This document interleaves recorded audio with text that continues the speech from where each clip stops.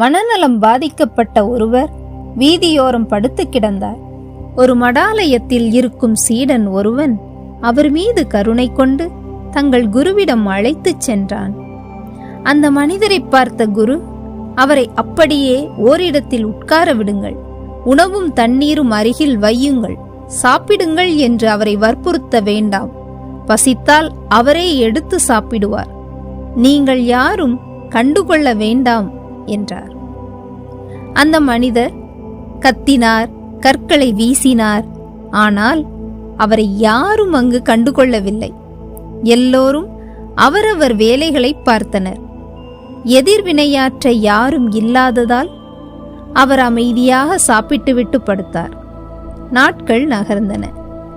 ஆர்ப்பாட்டம் ஏதுமின்றி அமைதியான அந்த மனிதர் ஒரு நாள் எழுந்து வந்து மற்றவர்கள் செய்வது போலவே வேலைகளை செய்ய ஆரம்பித்தார். எதிர்வினையாற்ற யாரும் இல்லை என்றால் எவரும் அமைதியாகி விடுவர். வாக்குவாதம், முரண்பாடு, கோபம், சண்டை என்று இறங்குபவர்கள் இந்த புதுமை வழியை பின்பற்றி அமைதியாகலாம். வீண் பிரச்சனைகள் எப்போதும் வராது.